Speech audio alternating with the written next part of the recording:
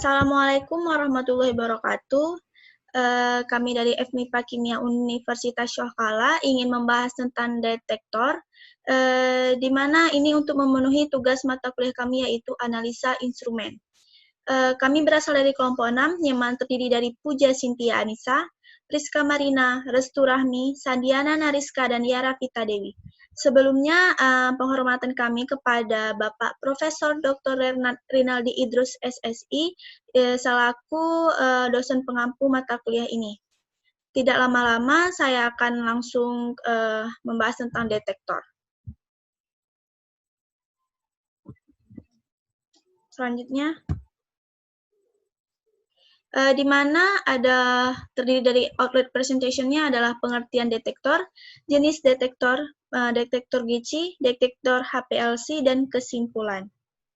Next. Detektor.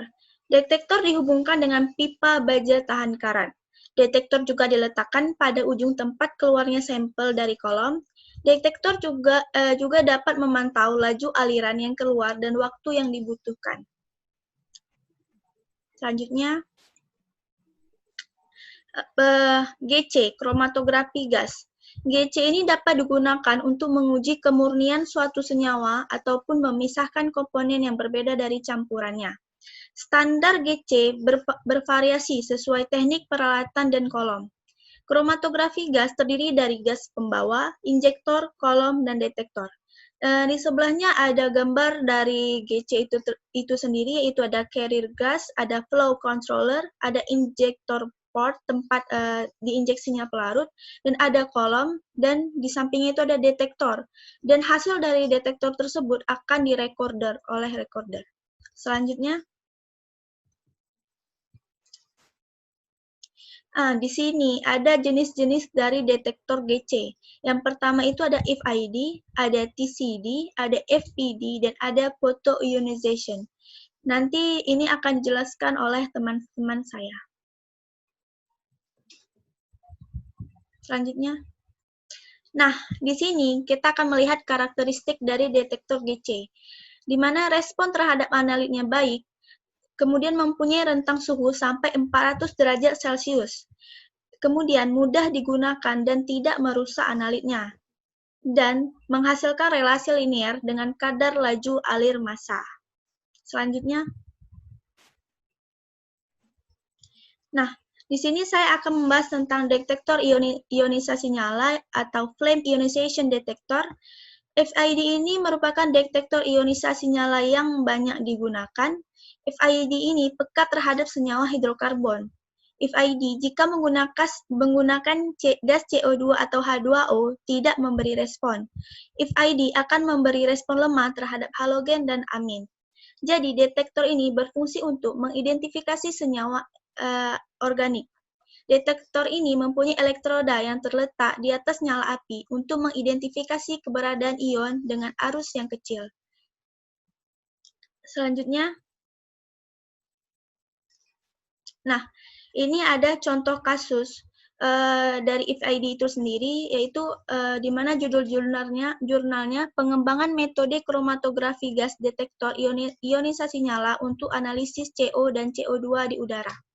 Jadi ini ada salah satu aplikasi dari FID, yaitu untuk memisahkan CO dan CO2 di udara.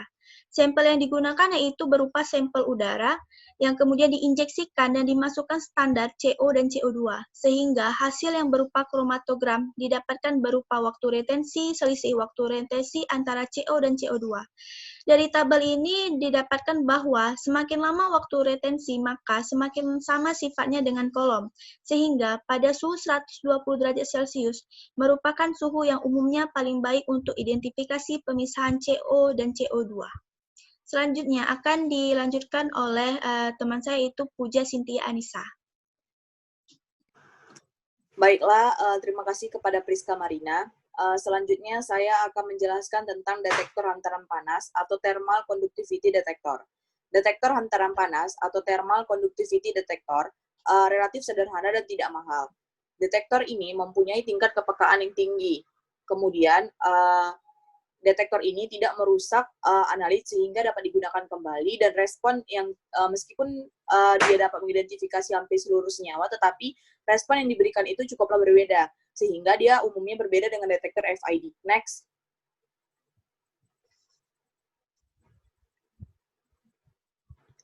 Kemudian di sini ada contoh kasus tentang TCD yang diangkat dari jurnal yang berjudul Pemurnian Produk Biogas dengan Metode Absorpsi Menggunakan Larutan Kalium Hidroksida. Jadi pada tabel tersebut digunakannya itu detektor TCD. Nah, detektor TCD tersebut berfungsi untuk mengidentifikasi senyawa CO2 dan nitrogen. Berbeda dengan FID yang juga dalam biogas tersebut adanya metana, tetapi untuk identifikasi metana itu digunakan detektor FID karena metana merupakan suatu senyawa organik.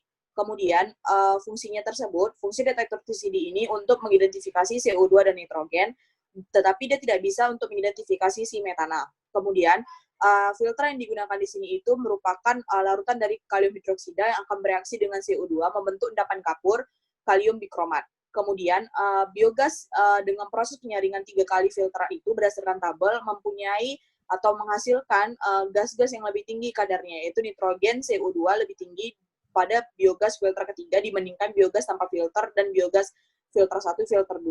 Selanjutnya akan dijelaskan oleh Sandia dan Ariska. Selanjutnya saya akan menjelaskan tentang detektor kromatografi cair atau liquid chromatography detektor. Detektor ini untuk mendeteksi adanya komponen suatu analit yang berhasil dielusi dari dalam kolom dan untuk menentukan kadarnya. Jadi, analit pada metode HPLC ini, dia harus larut dalam cairan atau fase geraknya. Hasil identifikasi dengan menggunakan detektor ini akan ditampilkan dalam bentuk kromatogram. Sehingga HPLC ini dia dapat untuk menganalisis senyawa organik dan anorganik yang tidak dapat menguap. Gambar dari kromatografi cair dapat lihat pada gambar di samping. Next. Jadi jenis-jenis dari detektor HPLC yang pertama itu ada detektor ultraviolet, detektor fluorescence, detektor endot bias, detektor inframerah, dan detektor spektroskopi massa. Next. Karakteristik dari detektor HPLC ini yang pertama itu memiliki sensitivitas tinggi dan mampu memberikan respon yang cepat untuk semua zat yang terlarut. Dapat stabil dalam pengoperasiannya, mempunyai sel volume yang kecil untuk minimalkan pelebaran pita dan memberikan respon yang linier terhadap konsentrasi zat terlarut dan linear terhadap zat terlarut tersebut. Next.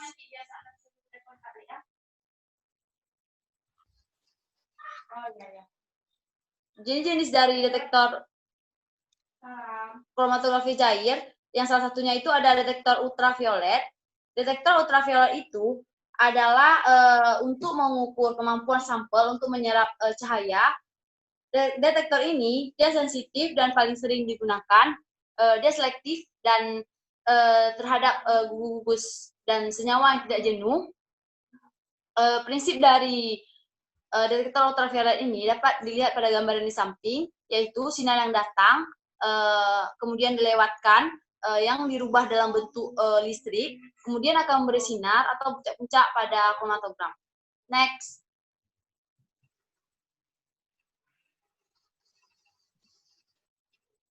Contoh dari detektor ultraviolet ini adalah penetapan kadar dehidrodiisogenol dalam tablet ekstrak pala dengan kromatografi cair kinesia gas. Pada gambar di atas ini dapat jelaskan bahwa penetapan kadar dehidrodiisogenol ini dalam tablet ekstrak pala yang menggunakan teknik KCKT ini pada fase yang terbalik dengan menggunakan kolom C18, fase geraknya itu metanol dan air dengan perbandingan 73:27 dengan menggunakan detektor UV. Dan waktu retensi dari dehidrogenol ini yang diperoleh dari jurnal ini adalah 13,79. Hasil dari perolehan kembali dehidrogenol ini dapat dilihat pada tabel 2 yang di atas itu. Batas deteksinya itu adalah 0,892 mikrogram per mili.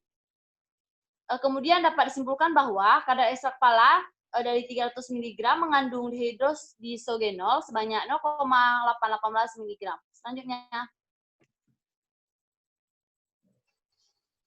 itu ada detektor fluorescence. Detektor fluorescence ini adalah untuk mengukur suatu senyawa, kemudian menyerap dan memancarkan kembali cahaya tersebut pada panjang gelombang yang diberikan. Karakteristik dari detektor fluorescence ini, salah satunya itu ada sensitivitas, sangat sensitif maksudnya.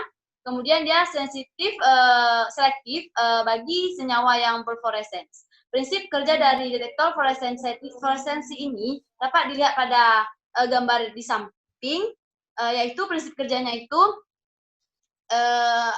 berdasarkan perbedaan emisi atau pancaran dari suatu senyawa yang akan dianalisis, sehingga detektor ini hanya dapat digunakan secara selektif untuk senyawa-senyawa yang berfluorescence atau yang mengeluarkan emisi sinar, kemudian akan tereksitasi dan mengeluarkan emisi sinar tersebut. Next. Contoh kasus dari detektor ini adalah optimasi dan validasi metode pengujian WD Lockton secara kromatografi cahaya kinerja tinggi atau KCKT dengan teknik deteksi fluorescence. Jadi pada gambar samping ini dapat jelaskan bahwa nilai rata-rata Kv untuk konsentrasi asam asetat 0,2% itu lebih baik dari konsentrasi asam asetat 0,35%. Jadi dapat disimpulkan juga bahwa metode detektor fluorescence ini dia sangat sederhana, cermat, dan spesifik untuk menentukan suatu senyawa wedololakton, karena senyawa wedololakton ini dia bisa berfluoresensi, makanya dipakai detektor fluorescence ini. Next.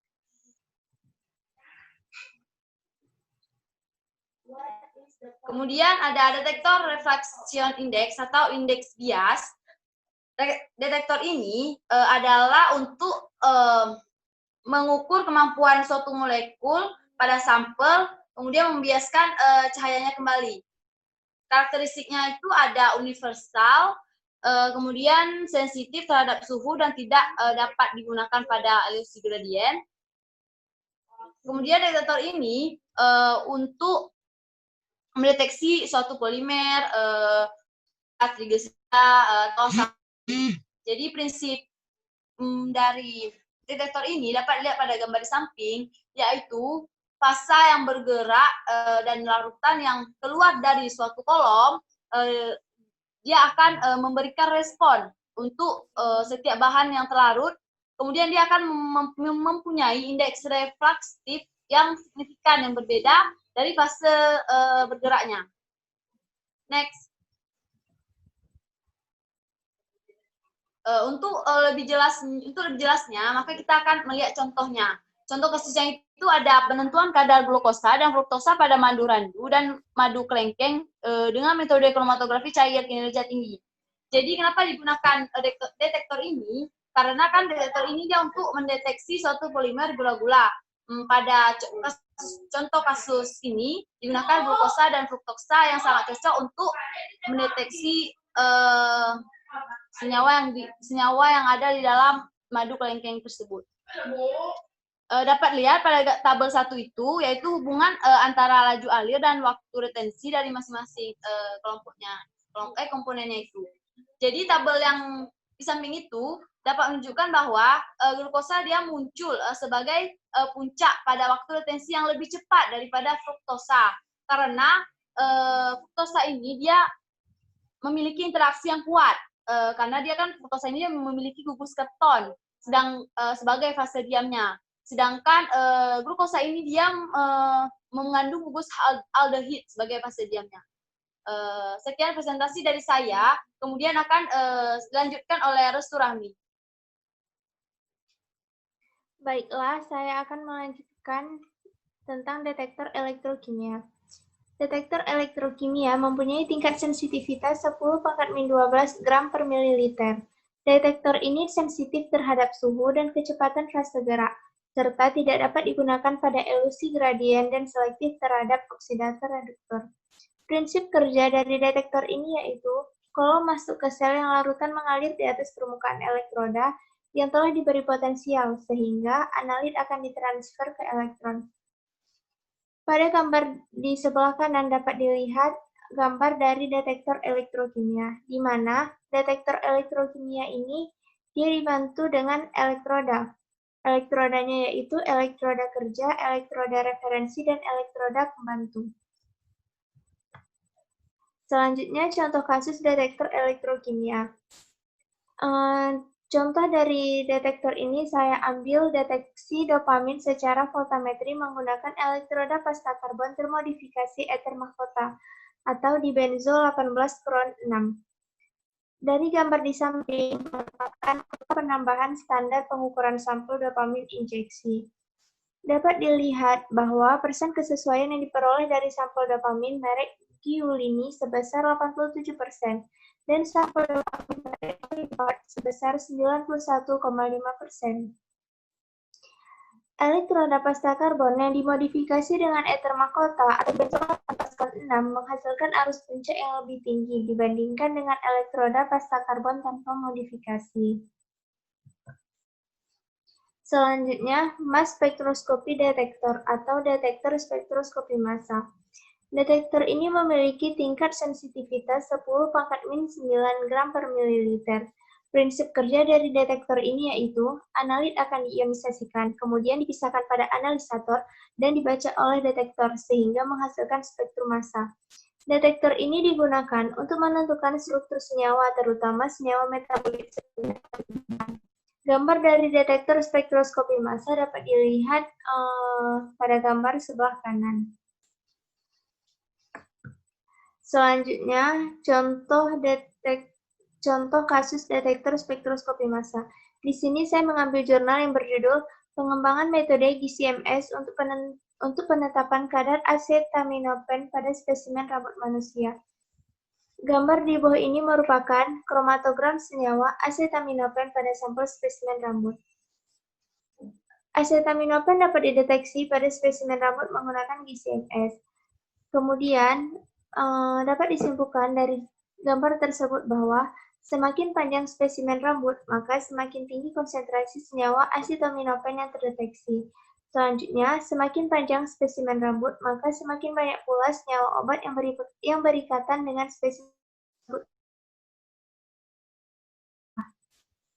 Baik, selanjutnya akan dijelaskan oleh Yara Vita Dewi.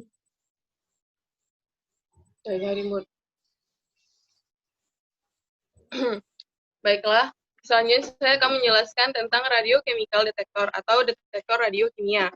Nah, detektor radiokimia dapat digunakan untuk menganalisis senyawa radioaktif yang ada di dalam campuran sampel dan menentukan identitas dari senyawa tersebut. Detektor ini melibatkan penggunaan bahan radiolabel atau bahan radiokimia, di mana isotop elemen radioaktif digunakan untuk mempelajari karakteristik dan reaksi kimia isotop non-radioaktif. Umumnya bahan yang digunakan adalah tritium atau 3H dan karbon 14. Nah, detektor ini juga memiliki tingkat sensitivitas 10⁻⁹ hingga 10⁻⁻10 gram per mililiter. Next.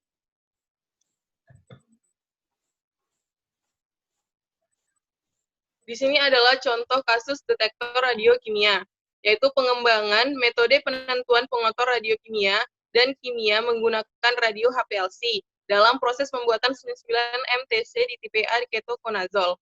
Nah, di sini HPLC yang digunakan itu dilengkapi dengan dua detektor, yaitu detektor UV vis dan detektor radioaktif. Detektor UV vis itu menentukan senyawa kimia yang terdapat dalam sampel, sedangkan detektor radioaktif menentukan senyawa radioaktif yang terdapat dalam campuran. Bila senyawa terdeteksi hanya oleh detektor UV vis, maka senyawa tersebut tidak mengandung unsur radioaktif. Sebaliknya, bila senyawa tersebut terdeteksi oleh kedua detektor, maka senyawa tersebut mengandung unsur radioaktif.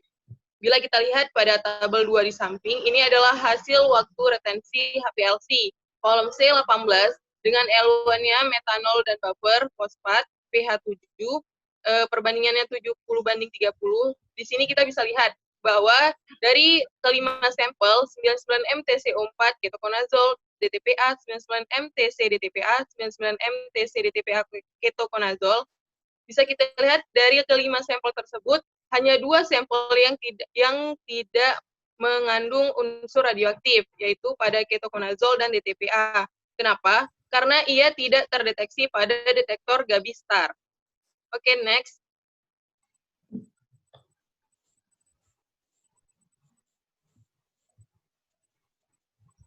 Selanjutnya adalah detektor inframerah atau infrared detektor. Detektor ini adalah detektor ini dapat digunakan pada HPLC dengan membuat pola spektrum inframerah dari komponen sampel, sehingga gugus-gugus fungsionalnya dapat diketahui. Kecepatan respon detektor IR ini bergantung pada senyawa yang akan diidentifikasi. Prinsip kerjanya, pada rangkaian penerima fototransistor yang berfungsi sebagai alat sensor, itu akan mendeteksi adanya cahaya inframerah. Umumnya digunakan pemancar dalam rangkaian ini, seperti LED inframerah. Next.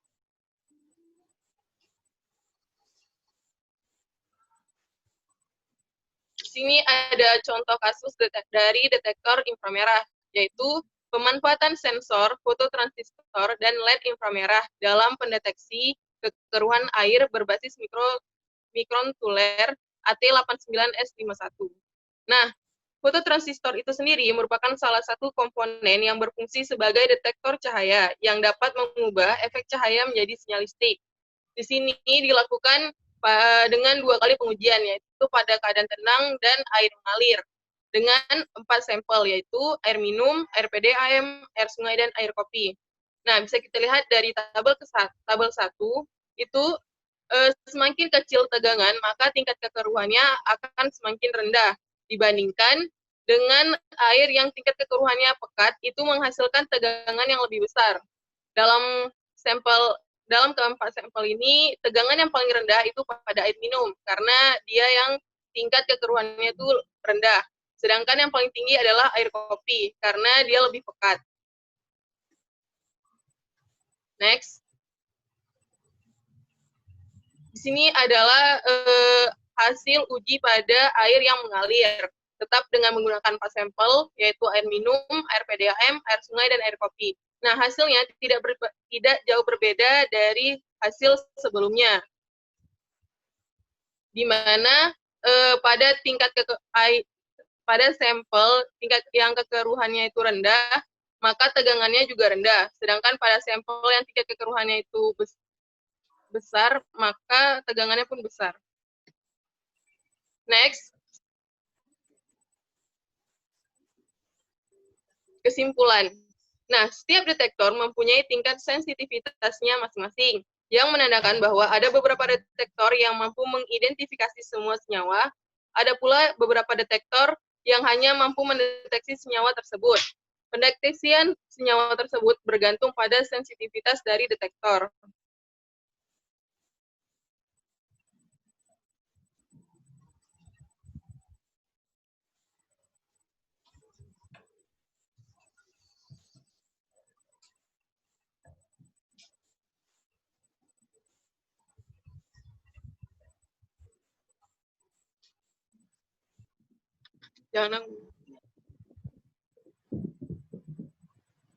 Baiklah, sekian presentasi dari kami. Mohon maaf bila ada kekurangan dan kesalahan. Kami akhiri dengan wabillahi taufiq wal hidayah. Wassalamualaikum warahmatullahi wabarakatuh.